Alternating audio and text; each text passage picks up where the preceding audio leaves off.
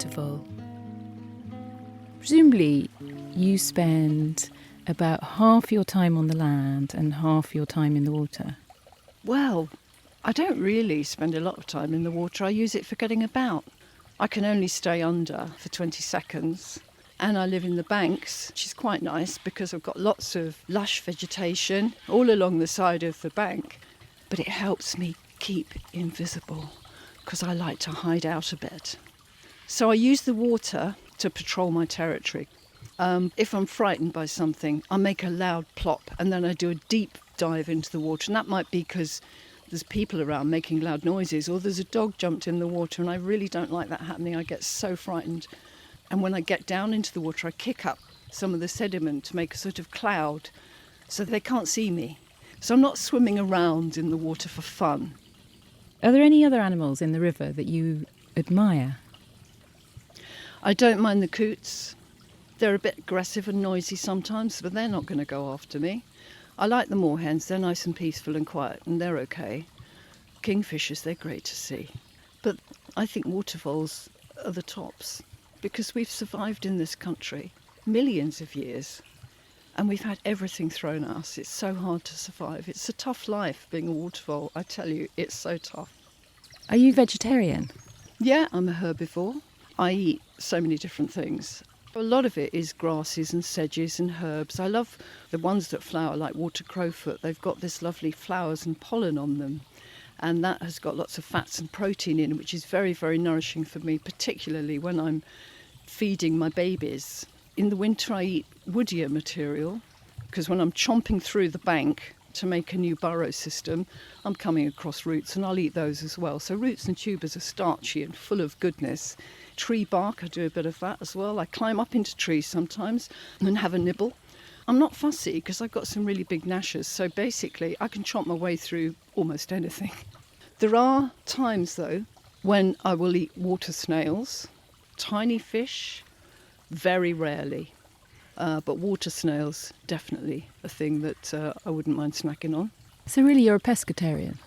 No, this is rare. We don't make a habit of it, let's say that.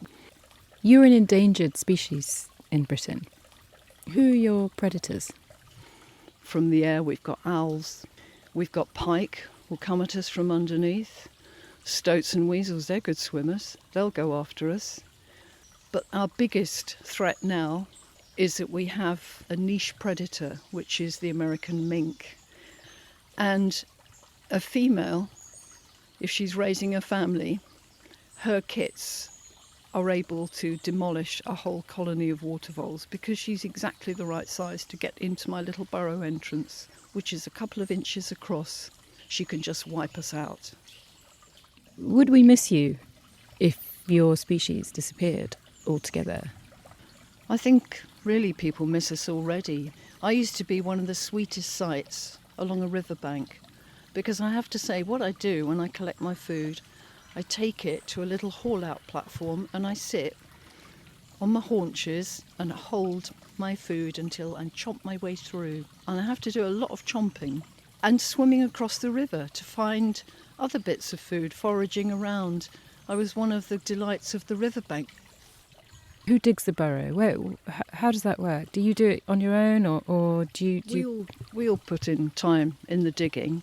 We have a burrow system that's got lots and lots of different entrances below the waterline, on the waterline, further up the bank, and then we even have a little hole on the top of the riverbank up in the grass, and that's so when I've got new babies I'm able to pop up out of that hole, have a quick nibble around, and I create a little lawn on the flat top of the riverbank. But I need all those entrances so that I can have tunnels leading off to food chambers. I also have bolt holes as well, where I can just have a little place where I can pop off and hide out.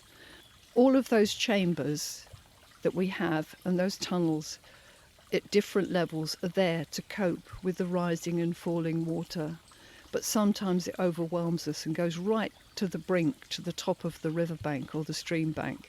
Then we can't survive. We've lost our little chambers with the air pockets. It's time to move on.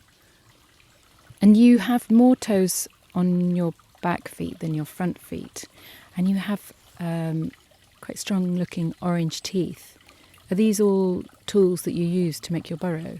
Why have you got more toes on the back feet? Well, I've got some really impressive incisors, those front teeth. They're bright orange and they keep growing. But I can actually dig into the soil with those, and I kick out the soil to make a new tunnel with my big, strong back feet. So those back feet have got lots of work to do. Because I do a lot of climbing up and down the bank, sometimes up and down a willow tree, I need to be able to anchor myself nice and strongly with that big toe that sticks out on my hind foot. Is there anything else unusual about you that we might not know? I think what's very unusual about me is that people have the chance to see me during the daytime, because I am active through the day.